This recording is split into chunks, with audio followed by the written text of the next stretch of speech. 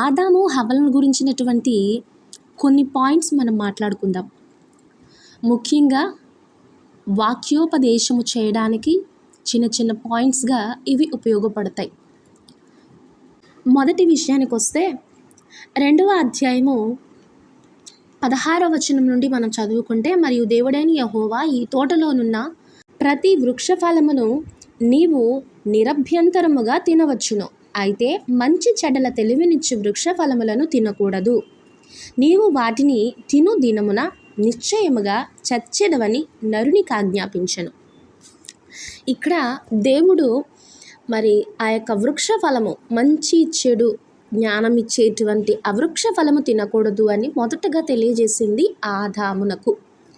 మరి ఆదాము ద్వారా హవ్వకు వెళ్ళినటువంటి విషయము ఎలా వెళ్ళిందో అనేది మనకి సరైనటువంటి అవగాహన లేదు. కానీ ఇక్కడ 3వ అధ్యాయంలోనికి వచ్చేసరికి హవ్వ ఈ విధంగా సర్పముతో చెప్తుంది. 3వ అధ్యాయం 3వ వచనం, అయితే తోట మధ్యనున్న చెట్టు ఫలములను గుచ్చి దేవుడు మీరు చావకుండునట్లు వాటిని తినకూడదనియు వాటిని ముట్టకూడదనియు చెప్పినని సర్పముతో అనెను. అంటే ఇక్కడ దేవుడు వాటిని తినవద్దు అనని ఖచ్చితమైనటువంటి మాట ఇక్కడ మనం చదివినటువంటి 2వ అధ్యాయంలో చెప్పినట్లుగా మనం చదివాం కదా. కానీ ఈ 3వ అధ్యాయంలో హవ్వ ఏమంటుంది అంటే వాటిని ముట్టను కూడా ముట్టకూడదు అని చెప్పాడంట. అసలు వాటిని తినొద్దు అని చెప్పాడు, మరి వాటి గురించి వాటి జోలికి ఎందుకు వెళ్తాం? కానీ హవ్వ ఒక మాట ఎక్స్ట్రాగా ఇక్కడ చేర్చి చెప్పినట్లుగా కూడా మనం గమనించవచ్చు. నీ మాట అవునంటే అవును, కాదంటే కాదని ఉండాలి. ఏమి జరిగిందో అది సత్యముగా నువ్వు తెలుసుకోగలగాలి, తెలుసుకొని మాట్లాడాలి. ఒక్క మాటను కూడా చేర్చకూడదు.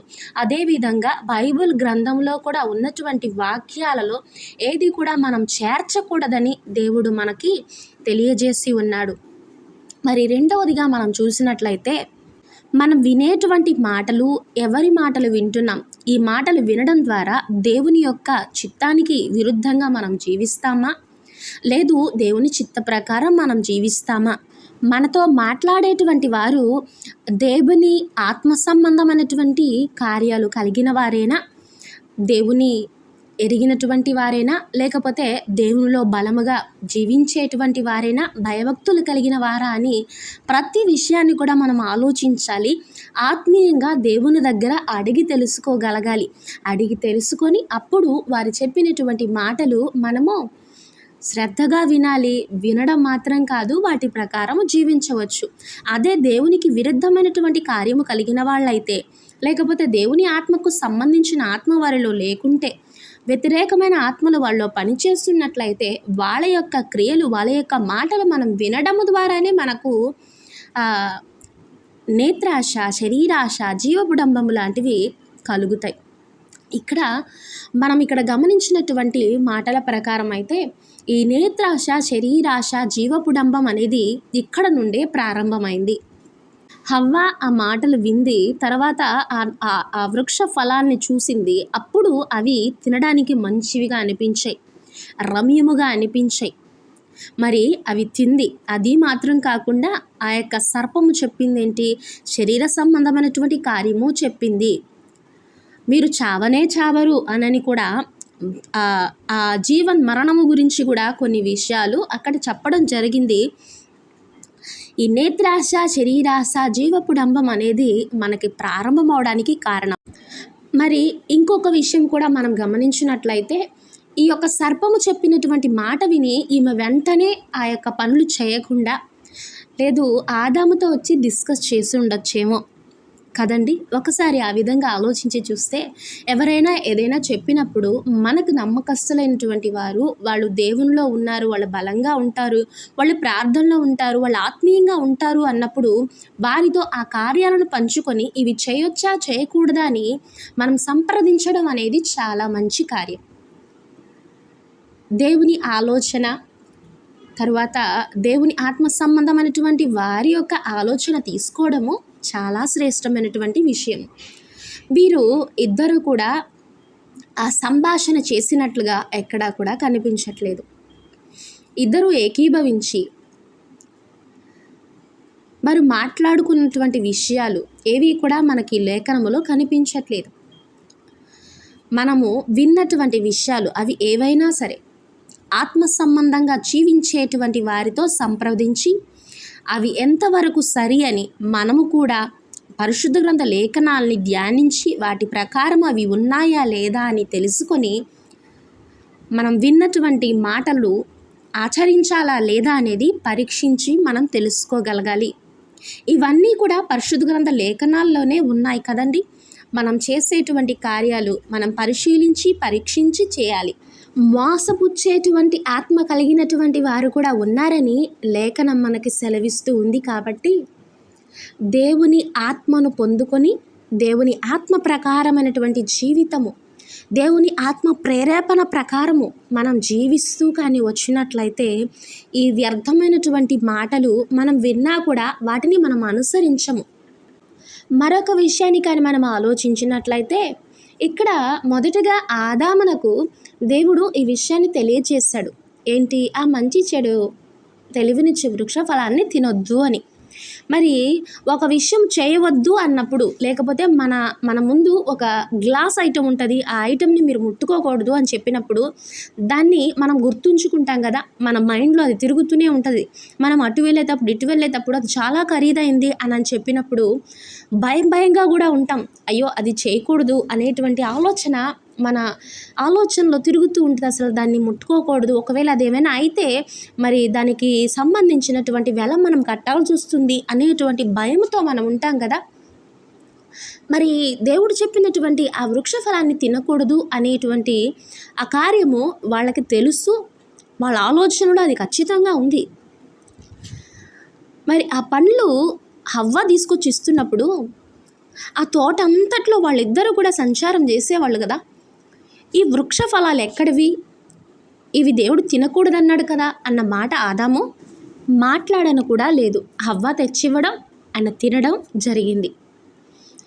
ఈ పాయింట్కి వచ్చేసరికి భార్య అయినా సరే భర్త అయినా సరే ఎవరైనా ఏ పనైనా చేస్తూ ఉన్నప్పుడు అది దేవుని సంబంధమైన కార్యము కాదు అన్నప్పుడు, దేవునికి విరుద్ధమైనటువంటి కార్యము అన్నప్పుడు దాన్ని గద్దించాలి, వారిని సరిచేయాలి. కానీ ఆ పాపములో మనము కూడా పడిపోకూడదు. ఆ పాపము, ఆ యొక్క దేవునికి ఇష్టం లేని కార్యము అది భర్త చేసినా సరే భార్య చేసినా సరే ఒక తప్పును గద్దించడం అనేది దేవుని పిల్లల లక్షణం. అది గుర్తుంచుకొని నడుచుకోగలగాలి. మరొక విషయానికి వచ్చేసరికి చాడీలు చెప్పేటువంటి విషయం. ఇక్కడ సర్పము దేవుని మీద చాడీలు చెప్పింది. హవ్వ దగ్గర ఏమని చెప్పిందో వాక్యం చదువుదామా? 3వ అధ్యాయం 4వ వచనాన్ని కన్నా మనం చదివినట్లయితే, అందుకు సర్పము, మీరు చావనే చావరు, ఏలయనగా మీరు వాటిని తిను దినమున మీ కన్నులు తెరవబడిననియు మీరు మంచి చెడ్డలను ఎరిగిన వారే దేవతల వలె ఉందిరనియు దేవునికి తెలియనని స్త్రీతో చెప్పగా. అంటే ఇవన్నీ దేవునికి తెలుసు, మీరు ఇలా అయిపోతారని దేవునికి తెలుసు అన్నట్లుగా చాడీలు చెప్పినటువంటి మాటగా, చాడీలు చెప్పేటువంటి వారు ఎలా చెప్తారో అలా ఆ సర్పము హవ్వతో చెప్పడం జరిగింది.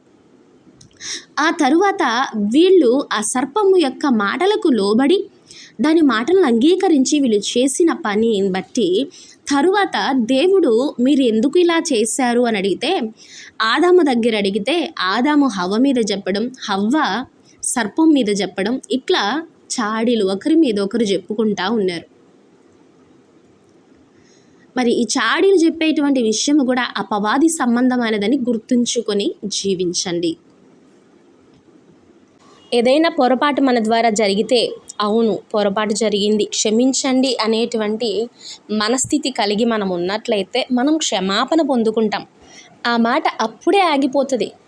లేకపోతే ఆ అబద్ధాన్ని, అంటే నేను చేయలేదు అని చెప్పడానికి ప్రయత్నించేటువంటి విషయంలో ఆ అబద్ధాన్ని నిజమని చెప్పడానికి ప్రయత్నంలో ఒక అబద్ధానికి ఇంకొక అబద్ధం, ఇంకొక అబద్ధానికి ఇంకొక అబద్ధం అని జోడిస్తూ వెళ్ళడం అనేది జరుగుతూ ఉంటుంది. అప్పుడు మన జీవితం అంతా అబద్ధమే నిండుకుపోతుంది.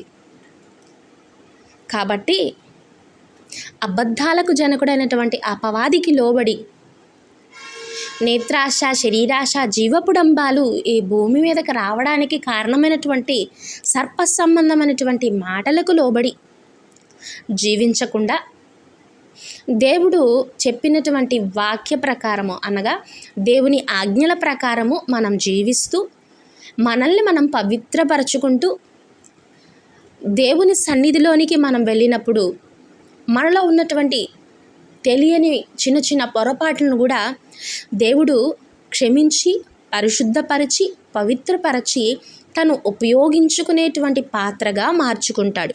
దేవునికి విరుద్ధంగా మనం చేసేటువంటి పనుల ద్వారా శాపము, పాపము ఇవి మన తరతరాలు అనుభవించాల్సినటువంటి పరిస్థితి వస్తుందని జాగ్రత్త పడండి, భయపడండి. ఒక పొరపాటు చేయడానికి ముందే ఇది పొరపాటు అని దాని నుండి తొలగి రావడానికి సిద్ధపడండి. అటువంటి తొలగి వచ్చేటువంటి కార్యములలో త్వరపడండి. పాపము చేయడానికి కాదండి మనం త్వరగా పరిగెట్టాల్సింది. కొన్ని విషయాల నుండి తప్పించుకొని బయటికి రావడానికి, పాప సంబంధమైన క్రియల నుంచి బయటికి రావడానికి మనం త్వరపడాలి. దేవుని రాకడ సమీపంగా ఉంది. ఆదాము హవ్వ ద్వారా మనం నేర్చుకున్నటువంటి ఈ కొన్ని మాటలు మన జీవితంలో ఉంటే వాటిని విడిచి దేవుని పిల్లలుగా పవిత్ర హృదయులై దేవుని ఆశీర్వాదాలు పొందుకునేటువంటి వారిగా జీవిస్తూ దేవుని రాజ్యంలోనికి వెళ్ళడానికి ఆయత్తపడదాం. God bless you.